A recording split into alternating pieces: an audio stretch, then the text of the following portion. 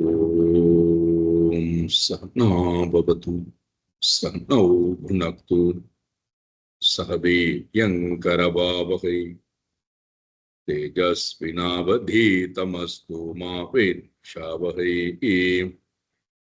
ॐ शान्ति शान्ति शान्तिः। हरिः ॐ श्रीगुरुभ्यो नमः। हरिः ॐ।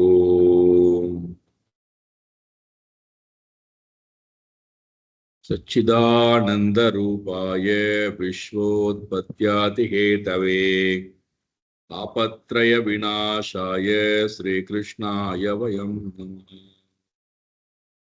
जन्माद्यस्य यतोऽन्वयात् इतरतश्चार्तेष्वभिज्ञस्वराट् तेने ब्रह्म हृदाय आदिकवये मुह्यन्ति यत्सूरये तेजो वारिमृदां यथा विनिमयो यत्र त्रिसर्गो मृषा धाम्ना स्वेन सदा निरस्तकुहकम् सत्यं परं धीमहि। धर्मप्रोञ्झितकैतवोऽत्र परमो निर्मत्सराणां सतां वेद्यं वास्तवमत्र वस्तु शिवदं तापत्रयोन्मूलनं श्रीमद्भागवते महामुनिकृते किं वा परैरीश्वरः सद्यो हृद्यवरुध्यतेऽत्र कृतिभिः शुश्रूषुभिस्तत्क्षणात् निगमकल्पतरोर्गलितं फलं सुखमुखातमृतद्रवसंयुतं पिबत भागवतं रसमालयं मुहुरहो रसिका भुवि भावुकाः नारायणं नमस्कृत्य नरं चैव नरोत्तमं देवीं सरस्वतीं व्यासं ततो जयमुदीरयेत्। देवीं सरस्वतीं व्यासं ततो जयमुदीरयेत्। அவதூத சாதுவுக்கும் பிராமணனுக்கும் யமதூதருக்கும் இடையிலே நடக்கின்ற அழகான ஒரு சம்வாதம். அவதூதர் சொல்லுகிறார், 24 குருக்கள் எனக்கு இந்த உலகத்திலிருந்து அறிவை கற்றுக் கொடுத்தார்கள். அவரிடத்தில் நான் அறிவை கற்றுக்கொண்டேன். அப்போ ஞானம் என்பது உலகத்திலே படைக்கப்பட்டிருக்கக்கூடிய எல்லா பொருளிடத்திலுமிருந்தும் நமக்கு கிடைத்துக் கொண்டே இருக்கிறது. அந்த அறிவு கண் கொண்டு பார்த்தால் அந்த அறிவு கண்ணை கொடுக்கக்கூடியவன் தான் குரு.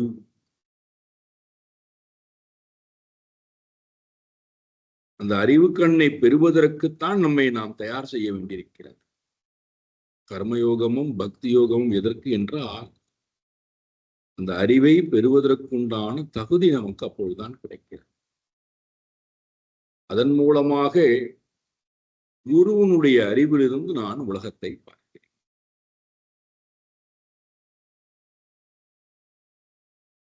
எனக்கு எல்லா பக்கங்களும் இருந்தும் அறிவு. 5 பூதங்களை முதல்ல எடுத்துக்கிறார். அதுல முதல் பூதமாக பிருத்திவி தத்துவத்தை எடுத்துக்கொண்டு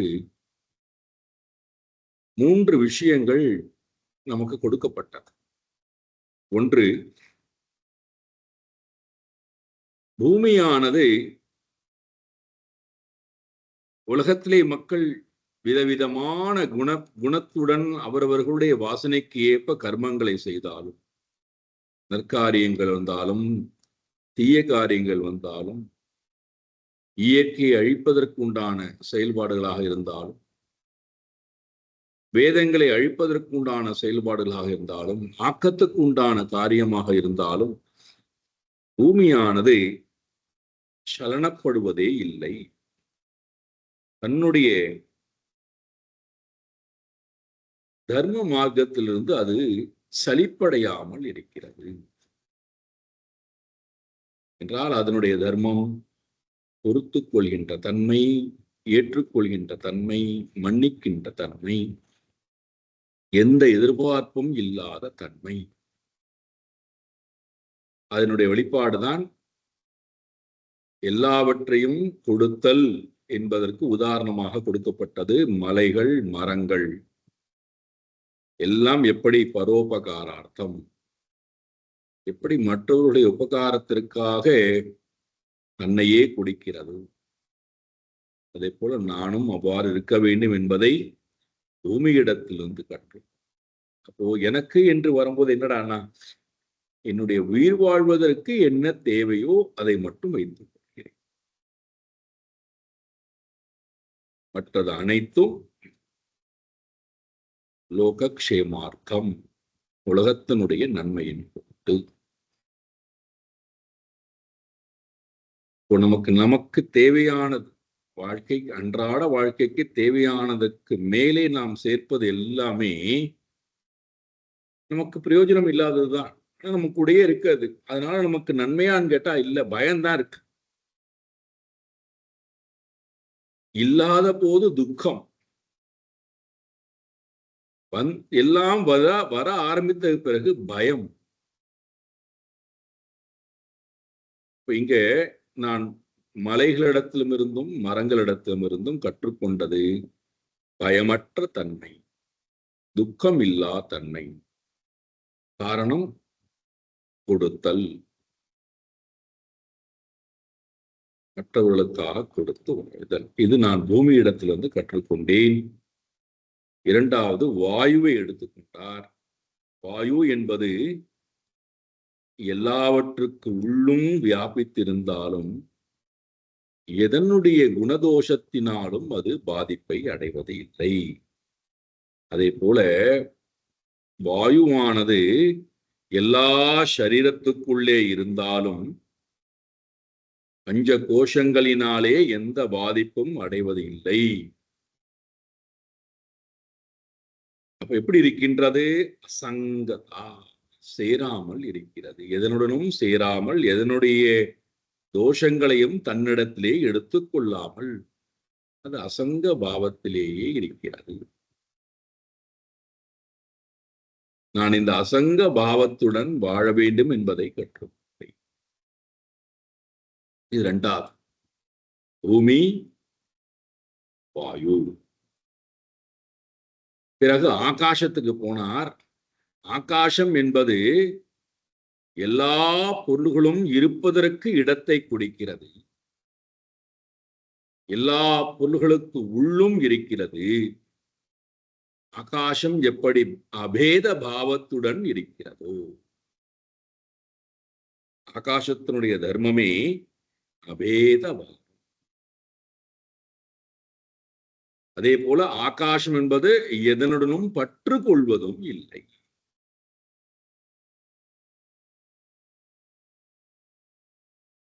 மூன்றாவது, காற்றினால் மேகக்கூட்டங்கள் அசைத்து கொண்டு போகப்பட்டாலும் கூட ஆகாசம் அதனால் எந்த சம்பந்தத்தையும் அடைவது இல்லை. ஆத்மா எப்படி இருக்கிறது? ஆத்மா அசங்கதா, சர்வ வியாபி, சர்வ அந்தராத்மா. இதை நான் ஆகாசத்திடத்திலிருந்து கற்றுக்கொண்டேன். நான்காவது ஜலம். ஜலம் என்பது ரொம்ப ரொம்ப ரொம்ப ரொம்ப புனிதமானது. அதை நாம் போய் ஸ்பர்ஷம் செய்தோம் என்றால் நமக்கு அது புனிதத்தன்மையை கொடுக்கக்கூடியது, சந்தோஷத்தை கொடுக்கக்கூடியது, புத்துணர்ச்சியை கொடுக்கக்கூடியது, பசியை ஆற்றக்கூடிய தன்மை படைத்தது, சோர்வை நீக்கக்கூடிய தன்மை படைத்தது.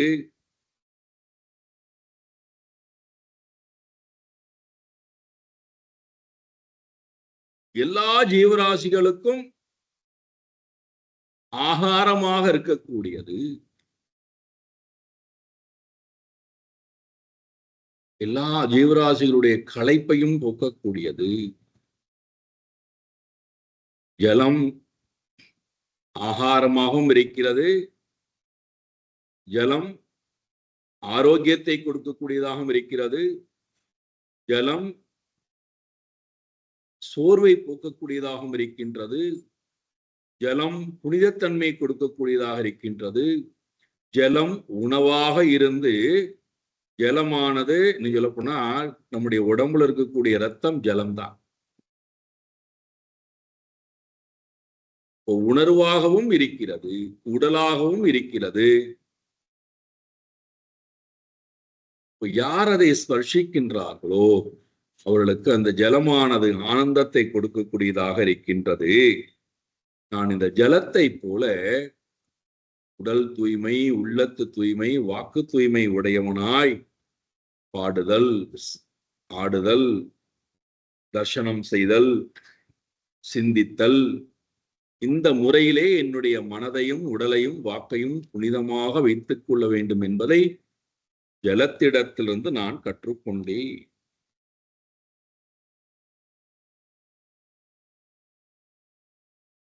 கடைசியில 5வது தத்துவமாக நாம் பார்க்க ஆரம்பித்தோம், அக்னி என்று சொல்லக்கூடிய தத்துவம். அக்னி தேஜோமயமானது, தவத்தினால் பிரகாசிக்கக்கூடியது, ஒருவராலும் அணுக முடியாதது,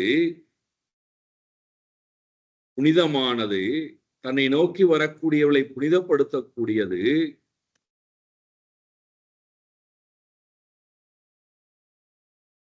எல்லாவற்றையும் உயிர்ப்புடன் வைத்திருக்கக்கூடிய ஆற்றல் படைத்தது.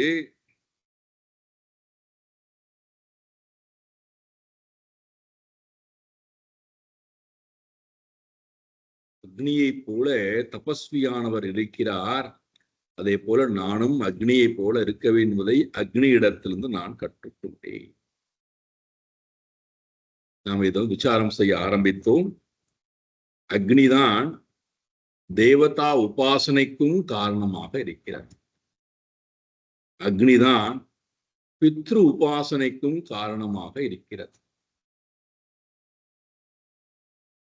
அக்னியை கொண்டுதான் நாம் தேவர்களை அக்னியிலே ஆவாகனம் செய்து தேவர்களுக்கு நாம் திரவியத்தை எல்லாம் பிடிக்கிறோமே.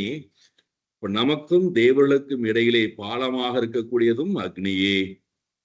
பித்ருக்களுக்கு நமக்கும் இடையிலே பித்ரு ஸ்ராத்தம் என்று செய்கின்ற நேரத்திலே அக்னிதான் நமக்கு அங்கே கொண்டு சேர்க்கின்றது. நாம் கொடுக்கக்கூடிய உணவை அக்னிதான் உடம்பை எரிப்பதற்கும் சாதனமாக அமைகிறது. அக்னிதான் இருளை நீக்கி ஒளியை கொடுப்பதற்கும் சாதனமாக அமைகிறது.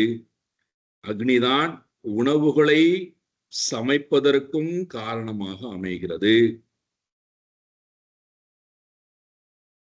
அக்னி என்பது எல்லா வகையிலும் தன்னுடைய சொரூபத்தை, அது பிரகாசித்தல், உஷ்ணம் கொடுத்தல், தேஜஸாக இருத்தல், பலம் பொருந்தியதாக இருத்தல், எல்லா உணவுகளையும் சமைக்கக்கூடிய ஆற்றல் படைத்ததாக இருத்தல், இது எல்லாவற்றையும் நான் உபாசிக்கக்கூடிய மக்கள் உபாசனா மூர்த்தியாக இருத்தல், இது எல்லாவற்றையும் நான் அக்னி இடத்திலிருந்து கற்றுக்கொண்டேன். அதோட ரொம்ப முக்கியமானது என்னவென்றால், ரொம்ப அழகா சொல்றார், எப்படி இந்த அக்னி இடத்திலிருந்து நான் ஒன்றை கற்றுக்கொண்டேன் என்பதற்கு, ஸ்வமாயயா சிருஷ்டமிதம் சதசத் சதசத் லக்ஷணம் விபுஹு பிரதிஷ்ட ஈயதே தத்தத் ஸ்வரூபோக்னிஹீரிவைதசி.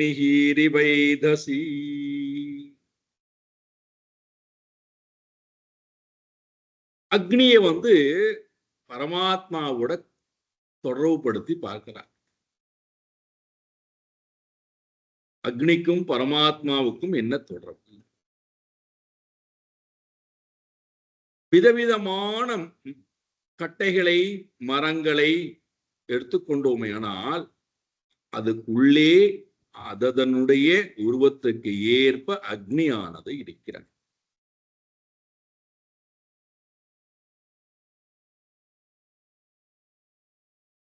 அந்த மாதிரி ஒவ்வொரு ரூபத்துக்குள்ளும் அக்னியானது அதனுடைய ரூபத்துக்கு ஏற்ப இருக்கின்றது என்றால், இப்ப அது முழுக்க நீங்கள் உராய்ந்து பார்த்தோமே ஆனால் அக்னி மட்டும்தான் இருக்கும். அது பெரிய மரமாக இருந்தாலும் சரி, சிறு கட்டையாக இருந்தாலும் சரி, அனைத்து உள்ளும் அக்னியானது நீக்கமற வியாபித்து இருப்பதை போல, ஒரே ஒரு பொருள் வியாபித்து இருப்பதை போல பரமாத்மா பிரம்மாஜியிடத்திலிருந்து ஆரம்பித்து புல் பூண்டு வரைக்கும் இருக்கக்கூடிய எல்லா சரீரத்திலும் ஒரே ஒரு ஆத்மாதான் நிறைந்து வியாபித்திருக்கிறார்.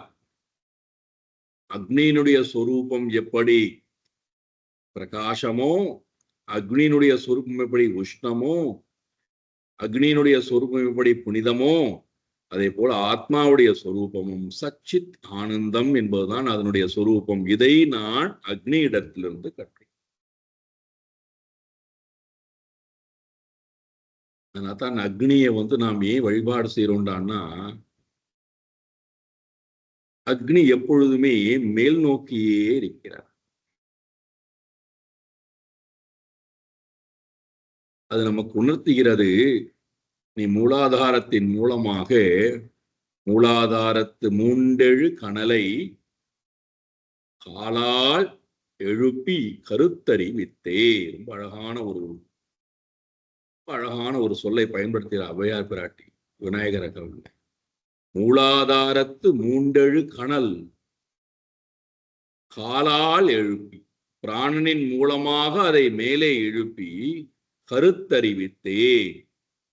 அதை கொண்டு போய் நான் சிரசாரத்திலே வைத்தால் அமுத நிலையும் ஆதித்தன் இயக்கமும் குமுத சகாயன் குணத்தையும் கூறி குறியட்ட காயம் புலப்பட எனக்கு தெரியட்டு நிலையும் தரிசனப்படுத்தி கருத்தினில் கபால வாயில் காட்டி இருத்தி முக்தி இனிதெனக் கருளி என்னை அறிவித்து எனக் கருள் செய்து உன்னை வினையின் முதலை களைந்தேன். வாக்கும் மனமும் இல்லா மனோலயம். என்ன அழகான ஞானம், ஞானத்தினுடைய தன்மை, அதனால் கிடைக்கக்கூடிய பிரயோஜனம், ஜீவன் முக்தி நிலை.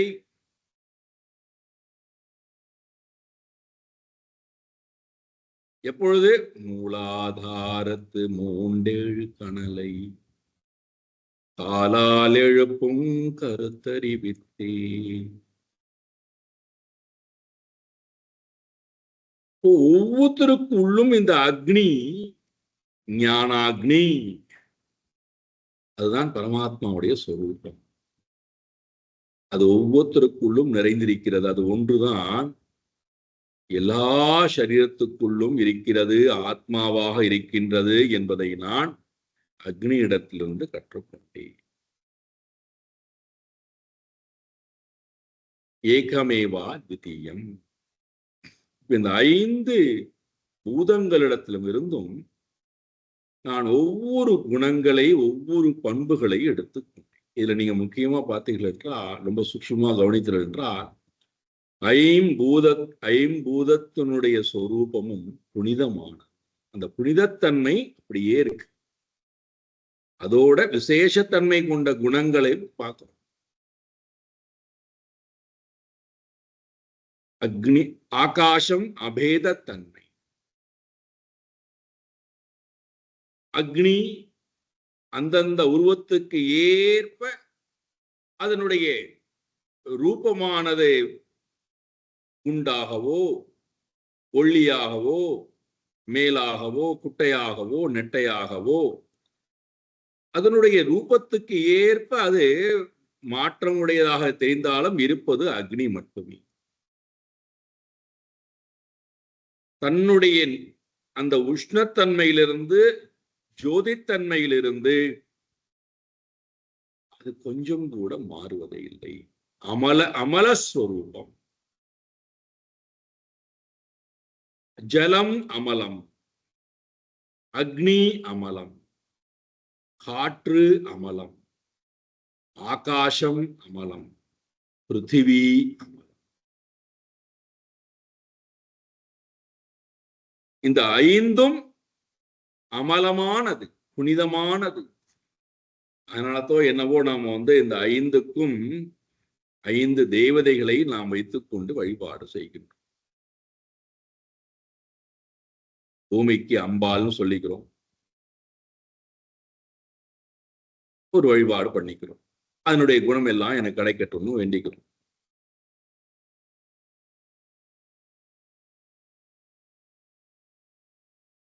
ஒவ்வொன்றுக்கும் ஒவ்வொரு சக்தி. சக்தி ரூபமாக இருப்பது என்பது அதனுடைய சுபாவம், முக்குணத்தினாலே வரக்கூடிய சுபாவம்.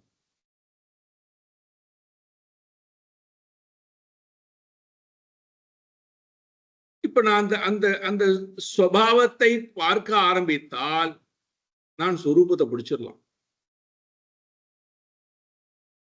நமக்கு அதனுடைய சுபாவம் புரியாததுனால சொரூபத்தை பிடித்தல் கஷ்டமா இருக்கு.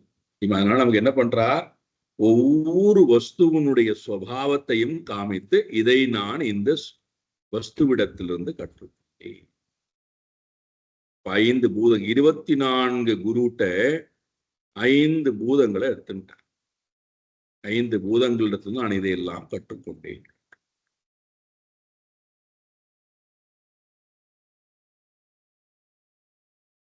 ஆறாவது குருட்ட போறார்.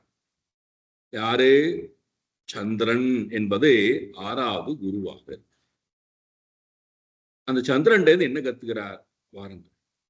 விசர்காத்யா ஸ்மசானாந்தா பாவா தேகஸ்ய நாத்மனஹ கலானாமிவ சந்திரஸ்ய காலேனா வியக்தவர்த்மனா.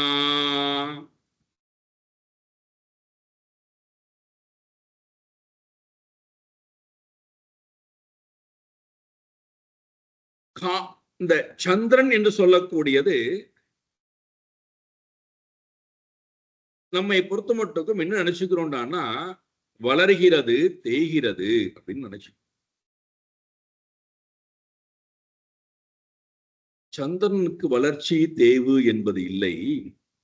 சந்திரனுடைய சந்திரஸ்ய கலானாம் இவ, சந்திரனுடைய கலைக்குத்தான் தேய்வும் மறைவும் இருக்கின்றது.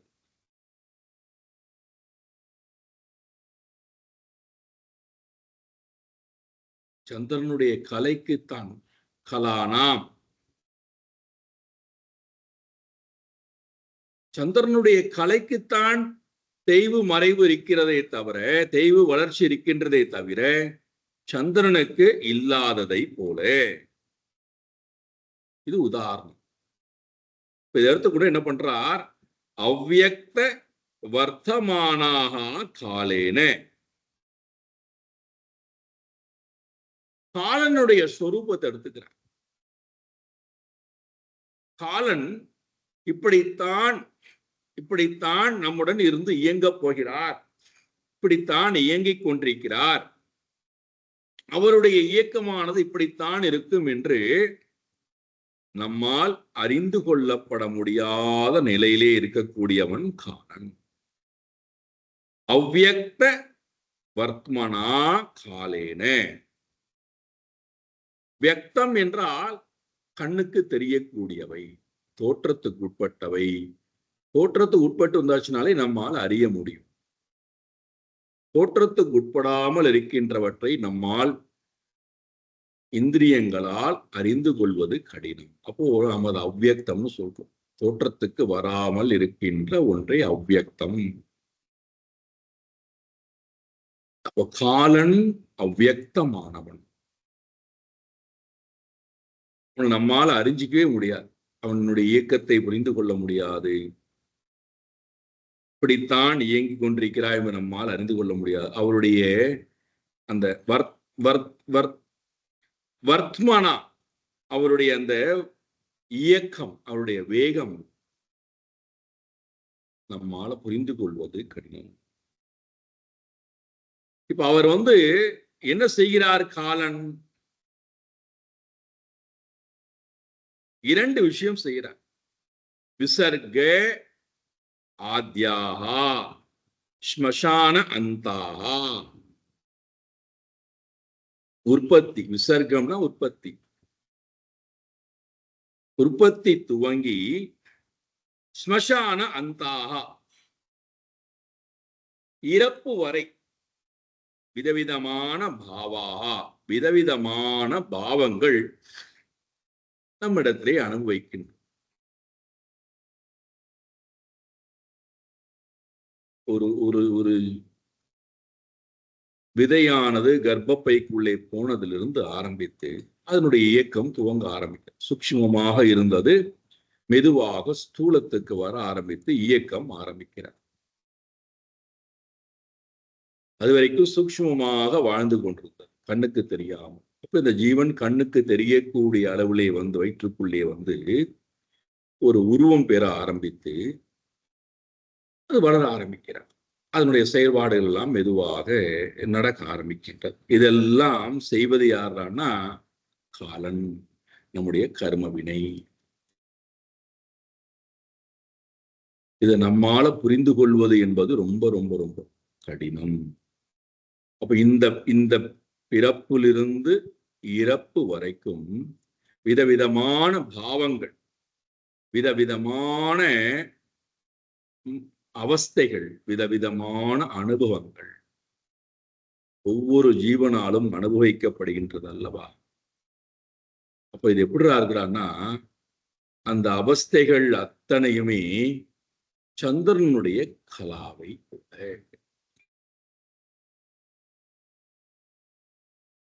சந்திரன் இருக்கக்கூடிய கலை. எப்படி சந்திரனுடைய கலாவுக்கு தேய்வும் மறைவும் இருக்கிறதோ, தேய்வும் வளர்ச்சியும் இருக்கிறதோ, அதே போல ஷரீரத்திற்குத்தான் தேகத்திற்குத்தான் உத்பவம், தேகத்திற்குத்தான் ஸ்மசானம், தேகத்திற்குத்தான் நானாவிதானி பாவானி, விதவிதமான பாவங்கள். இதெல்லாம் தேகத்துக்குத்தானே தவிர ந ஆத்மா ந ஆத்மனஹா, ஆத்மாவிற்கு இல்லை.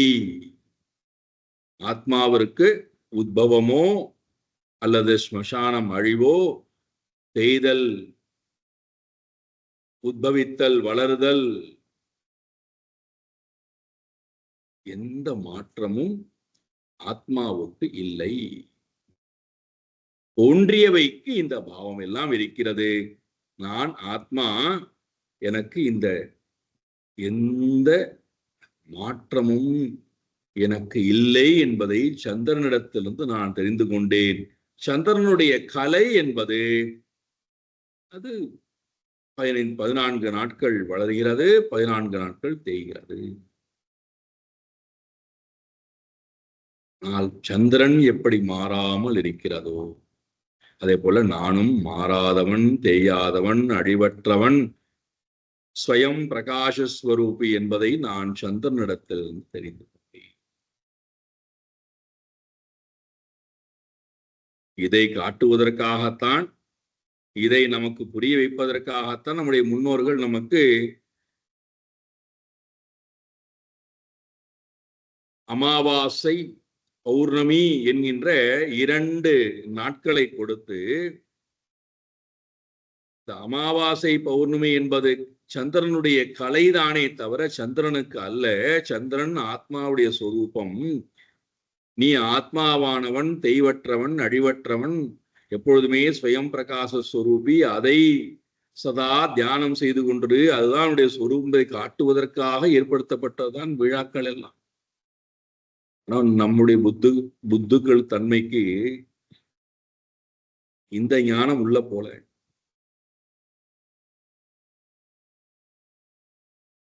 ஓ, இந்த குரு என்ன பண்றார்? அவதூதர் சந்திரனிடத்தினுடைய கலை என்பது தேகத்துக்கு சொந்தம், சந்திரன் என்பவன் ஆத்மாவுக்கு சொந்தம். நான் சந்திரனை போன்றவன், என்னுடைய தேகம் கலாவை போன்றது. அது வரும் போகும் அழியும் எல்லாம் ஆகட்டும், நான் அழிமற்றவன்.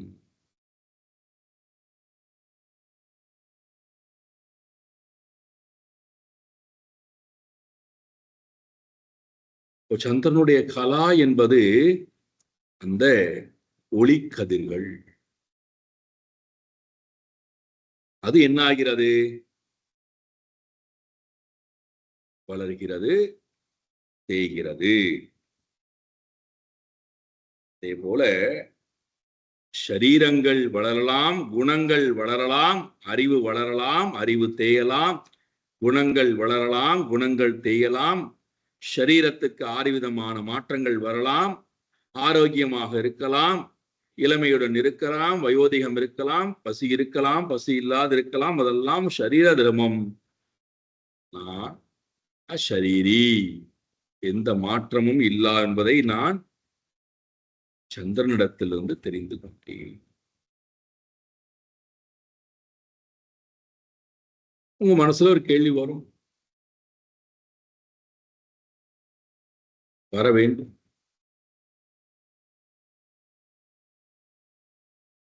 சந்திரனிடத்திலே இப்படி ஒரு குணம் இருக்கிறது, ஆத்மாவை போன்று அது தேய்வதும் இல்லை, வளர்வதும் இல்லை, அதனுடைய தன்மையானது அப்படியே இருக்கின்றது என்று சொன்னால், எங்களால் ஏன் அதை தெரிந்து கொள்ள முடியவில்லை? எங்களுக்கு ஏன் அந்த அறிவு இல்லை?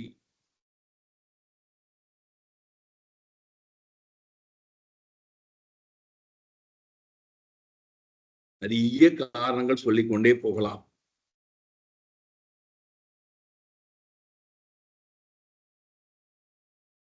முக்கியமான காரணம் என்று பார்த்தோமே ஆனால், எப்பொருள் எத்தன்மை தாயினும் அப்பொருள் மெய்ப்பொருள் காண்பது அறிவு. நம்ம அறிவை நோக்கி போகாதனுடைய மெய்ப்பொருளை நோக்கி போக ஆரம்பிக்காத, எப்பொழுது எல்லா பொருளிடத்திலும் இருக்கக்கூடிய அந்த மெய்யான தன்மையை பார்க்க ஆரம்பித்து விடுகின்றோமோ, அப்பொழுது உண்மையான மெய்யாக இருக்கின்ற பரமாத்மாவிடத்திலே தானா மனசு போகும்.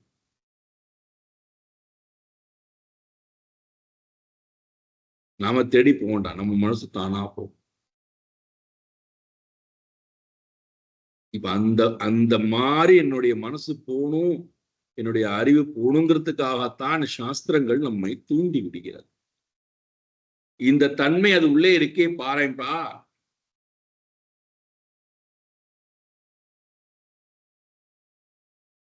சரி, இப்போ 5 பூதங்கள், 6வது சந்திரன், 7வது சூரியன் போறார். சூரியனிடத்தில் நான் என்ன கற்றுக்கொண்டேன் பாருங்கள். குணைர் குணானுபாதத்தே யதா காலம் விமுஞ்சதி நதேஷு யுஜ்யதே யோகி கோபீர்கா இவ கோபதிஹி.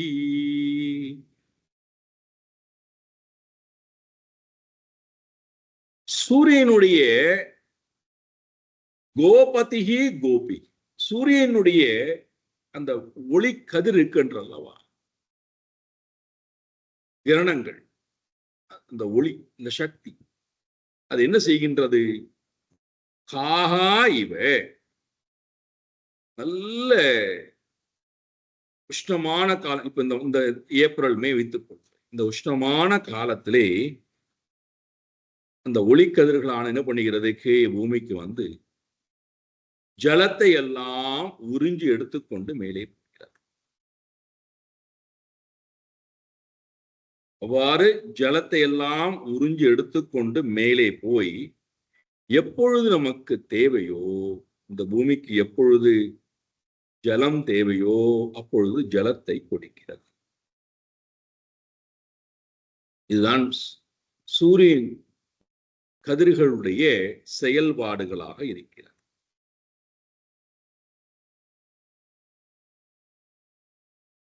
ஜலத்தை உறிஞ்சுதல், தேவைப்படும் காலத்திலே மழையை கொண்டு வருதல். இது நாம பண்ண முடியாது, நமக்கு அந்த ஆற்றலும் கிடையாது. இப்ப இதை யாரோ ஒருத்தர் நமக்காக செய்யறாங்க, நாம வருத்தப்பட்டுக்கிறோம், மழையே இல்லை, மழையே பெய்யல, வருத்தப்பட்டு. ஆனா யாரோ ஒருத்தர் நமக்காக பண்றார். அந்த வேலையை பார்க்கக்கூடியவன் சூரியனுடைய கிரணங்கள், கதிர்கள். இந்த உதாரணத்தை எடுத்துக்கிறார். இதனிடத்தில் நான் என்ன கற்றுக்கொண்டேன் என்றால், யோகி, ஒரு யோகியானவன் இந்த உலகத்திலே இப்படி வாழ்றானா, அதை நான் கற்றுக்கொண்டேங்கிறார். எப்படி வாழ்கிறானாம்? குணைஹி குணான் உபபத்தேஹி. இந்திரியங்களினாலே விஷயங்களை எல்லாம் கிரகிக்கின்றான், இழுத்து வைத்துக் கொள்கிறான். இந்திரியங்களினால் விஷயங்களை எல்லாம் எடுத்து வைத்து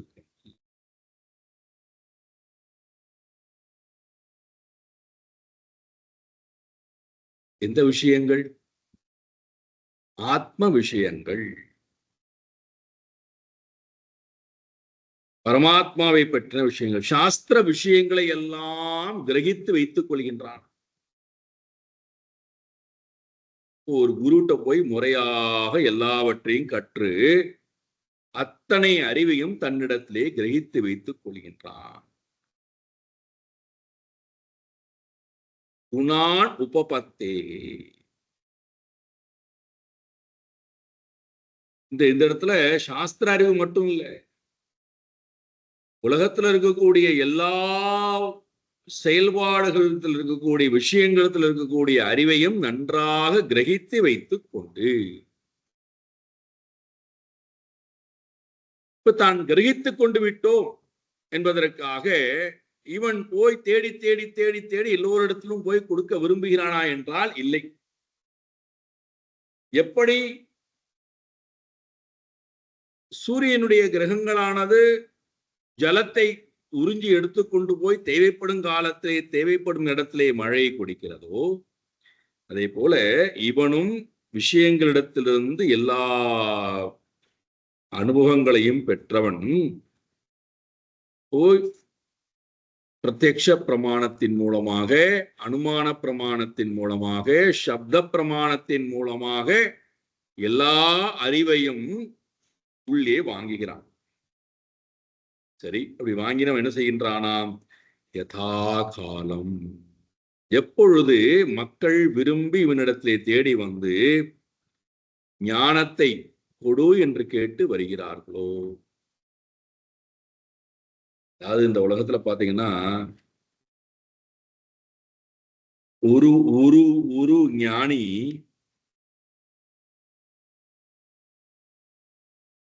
ஞானத்தை தான் அனுபவித்துக் கொண்டு தனக்கும் இந்த உலகத்துக்கும் எந்த சம்பந்தமும் இல்லை என்று ஒதுங்கி விடுகிறான். இந்த சமூகத்தோடையே சேராமல், சமூகத்துக்கு எந்த அறிவையும் கொடுக்காமல், தன்னுடைய அனுபவத்தை எதையுமே கொடுக்காமல் சமூகத்தை விட்டு முழுமையாக தன்னை துண்டித்துக் கொண்டு எதையும் சமூகத்திடத்திலிருந்து எதிர்பார்க்காதவனாய் போய்விடுகிறான்.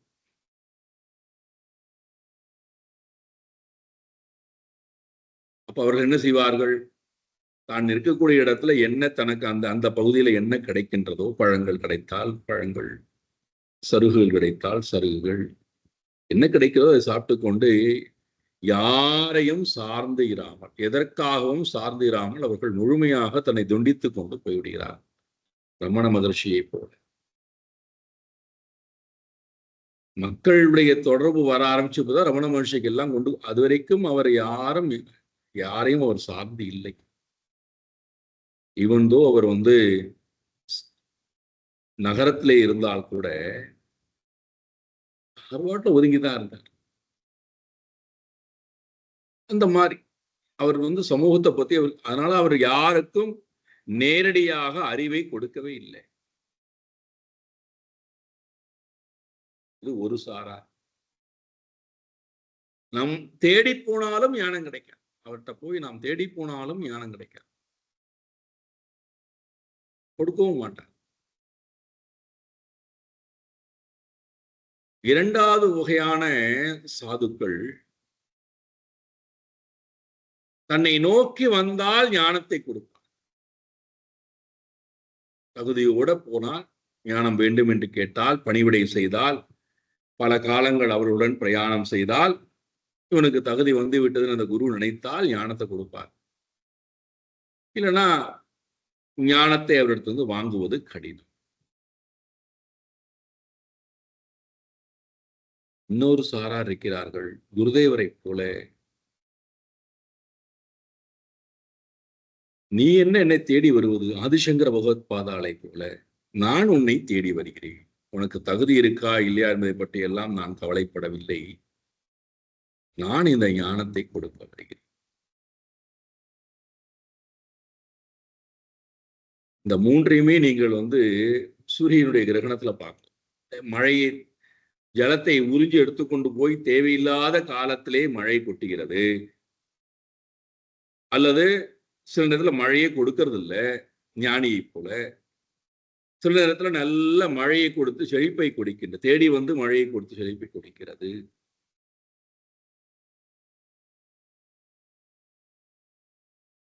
இங்க தானாக தேடி தகுதி இருக்கா இல்லையா என்பதை பற்றி எல்லாம் ஆராய்ச்சி செய்யாமல், நான் கொடுக்கிறேன், நீ எடுத்துக்கோ, உனக்கு அந்த ஞானத்தினாலே உனக்கு மாற்றம் வர வேண்டும் என்று நீ முயற்சி செய்தால் நீ மாறிக்கொள். இல்லை என்றால் இந்த ஞானம் எவ்வகையிலும் உனக்கு பிரயோஜனம் இல்லாமல் போகாதே, உனக்கு என்றைக்காவது ஒரு நாள் மாற்றம் வைத்து.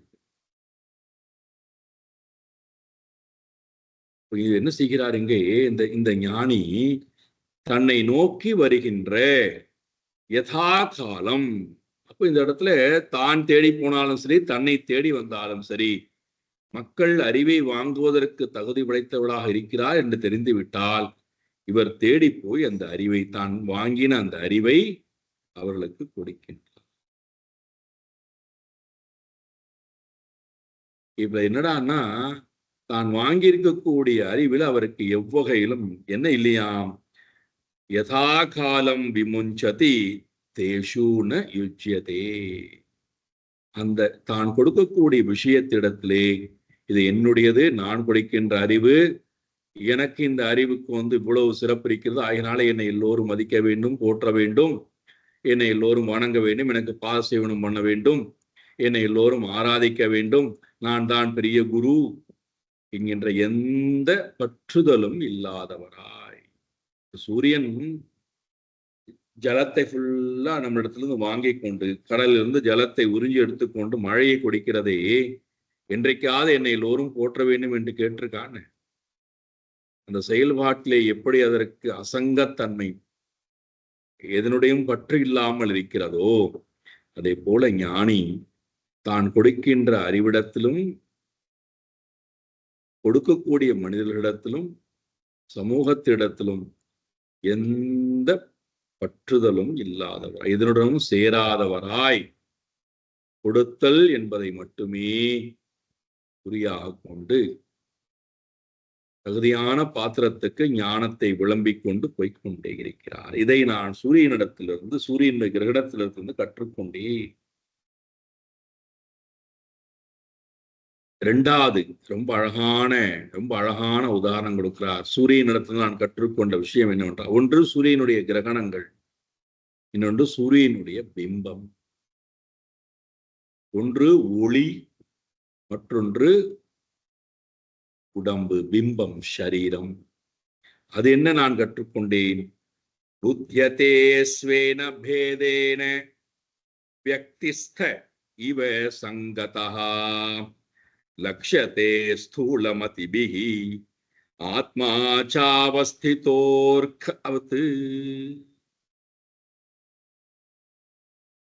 அர்க்கவத் அவஸ்திதா. சூரியனை போல இருக்கும் தன்மையை நான் ஆத்மாவிடத்திலே பொருத்தி, ஆத்மாவும் சூரியனை போல இருக்கின்றது என்பதை தெரிந்து கொண்டேன்.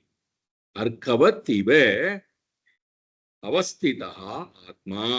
சூரியன் இருப்பதை போல ஆத்மா இருப்பதை நான் உணர்ந்து கொண்டேன்.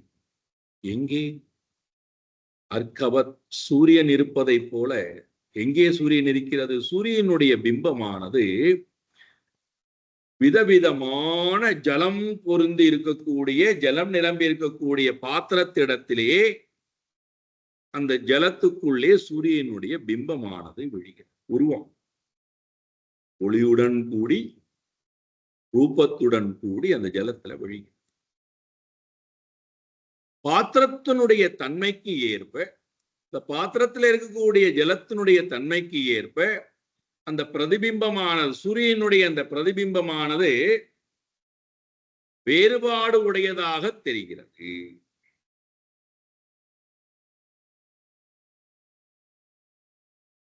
குட்டை நெட்டையாக தெரிகிறது.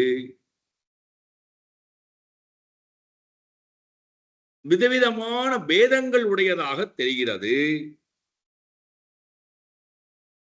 அங்க ஒரு சூரியன் இருக்கார், இங்க ஒரு சூரியன் இருக்கார் என்று இரண்டு விதமான சூரியனை, பலதரப்பட்ட சூரியனை பார்க்கக்கூடிய தன்மை தெரிகிறது. யாரால்? ஸ்தூல மதிபிஹி,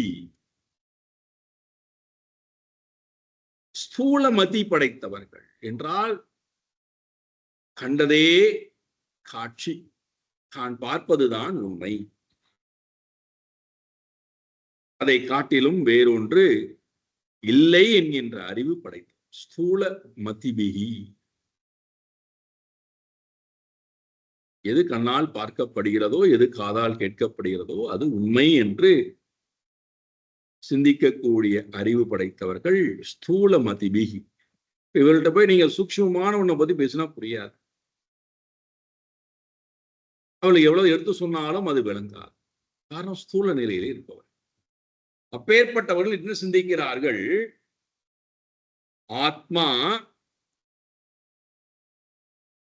வியக்திஸ்தா,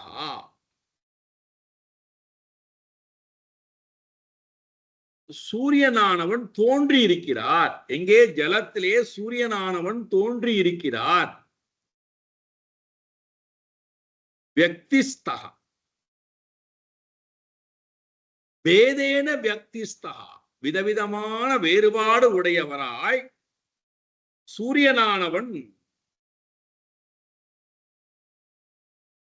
இந்த ஜலத்திடத்திலே விதவிதமாக தோன்றியிருக்கிறார். அப்போ இங்க விதவிதமான சூரியன் ஜலத்திலே தோன்றியிருக்கிறார், அங்கே ஒரு சூரியன் இருக்கிறார்.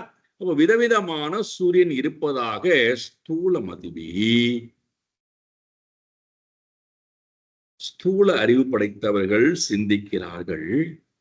ஆனால் சூரியனுக்கு என்ன கிடையாது? ந பேதேன, அதற்கு பேதம் என்பது இல்லை. அதனுடைய சொரூபத்திற்கும் பேதம் இல்லை. ஸ்வேன பேதேன, அதனுடைய சொரூபத்திற்கு எந்த பேதமும் இல்லை. ஆனால் ஸ்தூல மதிபிகி, பேதம் உடையவர்களாய் பார்ப்பதை போல. ஜலம் ஆடினால் உள்ள இருக்கக்கூடிய பிரதிபிம்பமும் ஆடுகிறது. அப்ப சூரியன் ஆடுகிறார் அப்படின்னு நினைக்கிறோம் அல்லவா? ஜலம் மலினமாக இருந்தால் உள்ள இருக்கக்கூடிய பிரதிபிம்பம் மலினமாக இருப்பதை போல பார்க்கும். ஜலம் கொட்டப்பட்டு விட்டால் சூரியன் அழிந்து விட்டார்னு சொல்லும். இதெல்லாம் நம்ம ஜலத்தினுடைய தன்மை, ஜலத்தினுடைய தோஷத்தை, ஜலத்தினுடைய தர்மத்தை கொண்டு போய் ஜலத்துக்குள்ளே தோன்றியதாக நினைத்து கொண்டிருக்கக்கூடிய பிரதிபிம்பத்திடத்திலே ஏற்றி வைத்து பார்க்கிறோம் அல்லவா? அதான் ஸ்தூல மதிபி. இப்ப இந்த பிரதிபிம்பமானது பிம்பத்தினுடைய சாயாதான் என்கின்ற அறிவு இல்லாத போது, பிம்பம் வேறு பிரதிபிம்பம் வேறு என்று எப்படி என்னால் வேற்றுமை உணர்வுடன் பார்க்கப்படுகின்றதோ, அதே போல ஆத்மா, ஸ்தூல ஆத்மா, சூக்ஷ்ம ஆத்மா, நல்ல ஆத்மா, கெட்ட ஆத்மா, ஆண் ஆத்மா, பெண் ஆத்மா, அழிய ஆத்மா, குழந்தை ஆத்மா, தெய்வ ஆத்மா, ஏழை ஆத்மா, பணக்கார ஆத்மா, வியாதியோட கூடிய ஆத்மா, வியாதி இல்லாத ஆத்மா, புத்தியுடைய ஆத்மா, புத்தி இல்லாத ஆத்மா என்று உபாதிகளுடைய தோஷத்தை கொண்டு போய் ஆத்மாவிடத்திலே ஏற்றி வைத்து ஆத்மா விதவிதமான பேதத்துடன் கூடியிருப்பதாய் எப்படி ஸ்தூல மதிபிகி பார்க்கிறார்களோ, ஆனால் சூக்ஷ்மமான அறிவு படைத்தவர்களுக்கு எப்படி ஆத்மா ஏகமேவா துவிதீயம், ஆத்மா அபேத பாவம் உடையது என்கின்ற அறிவு இருக்கிறதோ, அந்த அறிவை நான் இந்த ஆத்மா சூரியனுடைய பிம்பத்திடத்திலும் தெரிந்து கொண்டேன். சூரியனுடைய பிம்பம் ஏகம். அது ஜலத்திலே விழுந்தாலும் அது ஏக்கமாகத்தான் இருக்கிறது. ஜலம் அழிந்தாலும் அது ஏக்கமாகத்தான் இருக்கிறது. ஜலத்திலே மாறுபாடு ஏற்பட்டாலும் பிம்பத்துக்கு எந்த மாறுபாடும் ஏற்படுவதில்லை, பிரதிபிம்பத்துக்கும் எந்த மாறுபாடும் ஏற்படுவதில்லை.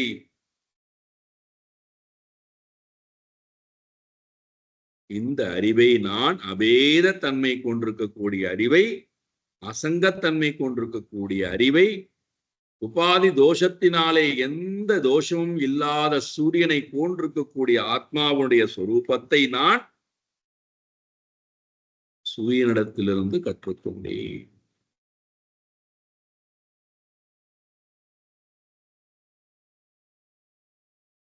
இதுதான் நம்முடைய சொரூபம்.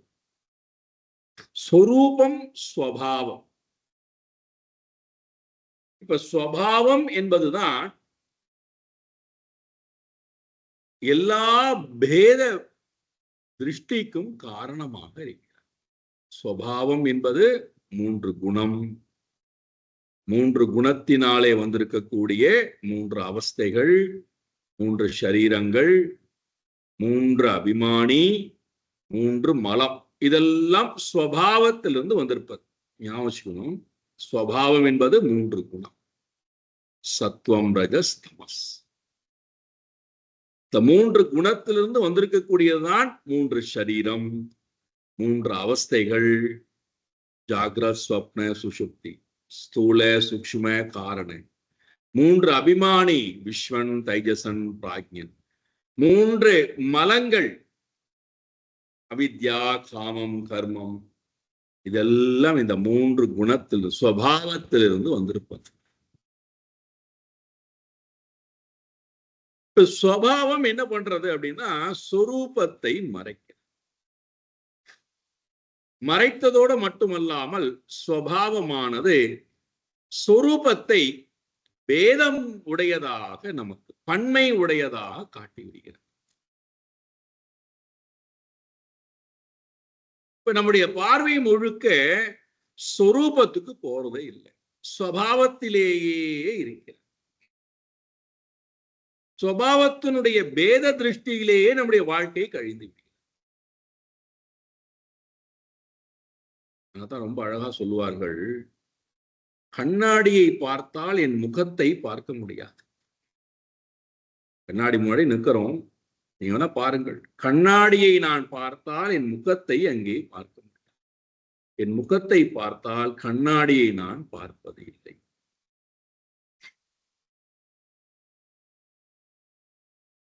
எப்பொழுது நான் ஸ்வபாவத்திலே இருக்கிறேனோ அப்பொழுது நான் சொரூபத்தை பார்ப்பது இல்லை. எப்பொழுது நான் சொரூபத்தை பார்க்கிறேனோ அப்பொழுது ஸ்வபாவம் அங்கே இருப்பது கிடையாது. ஸ்வபாவத்தில் இருக்கிற வரைக்கும் பேத பாவம் தவிர்க்க முடியாதவை. சொரூபத்துக்கு போயிட்டா அபேதம். அதனால்தான் ஆத்மாவுடைய சொரூபம் அபேதம்.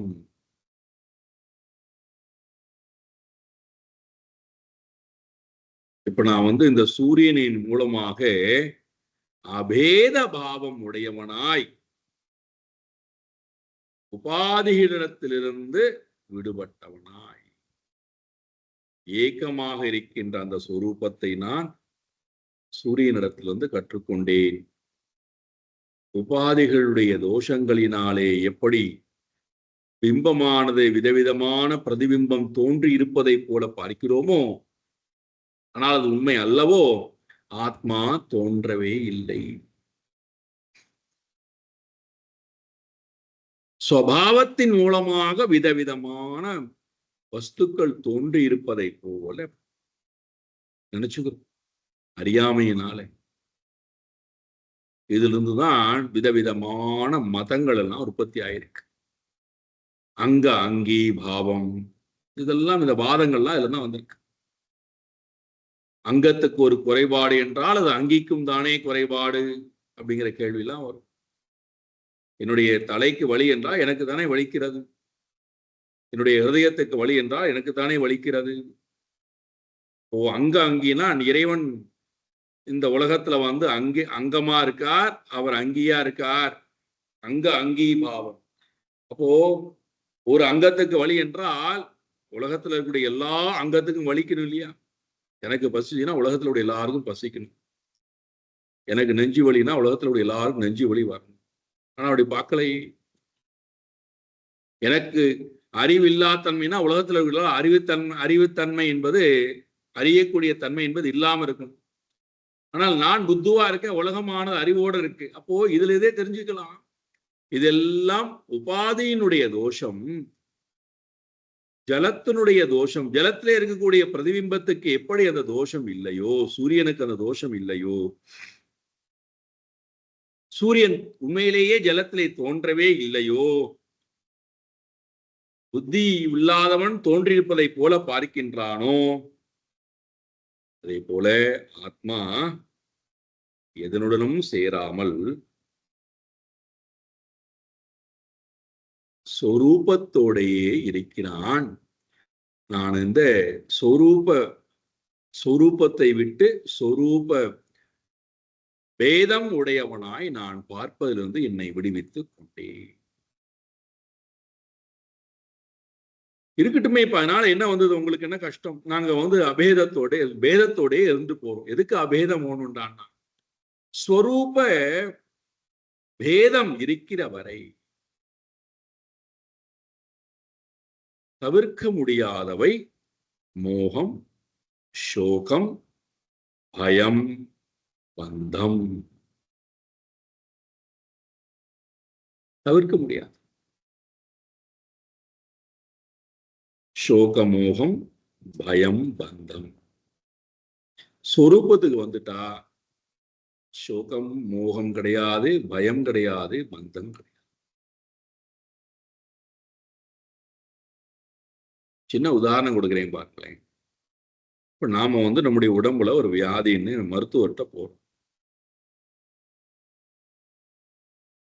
அந்த காலத்தெல்லாம் ஒரு குறிப்பிட்ட காலத்துக்கு முன்னாடிலாம் ஆண் மருத்துவர் பெண் மருத்துவர்லாம் கிடையாது, மருத்துவர் அவ்வளவுதான். இன்றைக்குதான் வந்து பெண் மருத்துவர் பெண்களை பார்க்கக்கூடியவர்களாக, ஆண் மருத்துவர் ஆண் மருத்துவரை பார்க்கக்கூடியவராக போகும். பேதபாவம், நம்முடைய பேதபாவம். அன்றைக்கு மருத்துவர் அவ்வளவுதான். அவர்கள் ஆண் பெண்கிற பேதெல்லாம் பார்க்கறது இல்லை. நான் பெண்ணுக்கெல்லாம் மருத்துவம் பார்க்க மாட்டேன், ஆணுக்கெல்லாம் மருத்துவம் பார்க்க மாட்டேன்லாம் சொல்றது.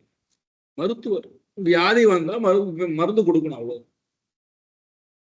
இப்ப அவங்கள்ட்ட போனா அவர்கள் இந்த சரீரத்தை எப்படி பார்க்கிறார்கள் என்றால் பஞ்சபூதமாக பார்க்கிறார்கள். இதுல என்ன இருக்கு? சப்த தாதுக்களால் ஆனது. மேல் தோல், அடித்தோல், இரத்தம், மலம், மூத்திரம், எலும்பு, மஜ்ஜா, கொழுப்பு, இதெல்லாம் ஆனது சரீரம். அவர்கள் அந்த அந்த அறிவு கண் கொண்டு பார்க்கும் போது இது ஆண், இது பெண் சரீரம், இது ஆண் சரீரம், அவங்களுக்கு அதெல்லாம் தெரியாது. இது நல்ல சரீரம், இது கெட்ட சரீரம், இது குழந்தை சரீரம், இது வந்து பெரியவர்களுடைய சரீரம், அதெல்லாம் ஒன்றும் அவங்களுக்கு எந்த, அவங்கள பொறுத்த மட்டுக்கு இது வந்து ஒரு பஞ்சபூதத்தால் ஆன சப்த தாதுக்களால் ஆன ஒரு சரீரம். அந்த கண்கொண்டு பார்க்கும் போது அவர்களுக்கு அபேத திருஷ்டி இருக்கு.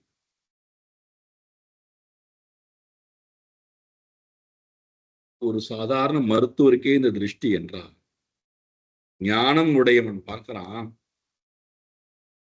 அபேத சொரூபம் அபேதமாக இருக்கும் போது எங்கிருந்து பேத திருஷ்டி வந்தது?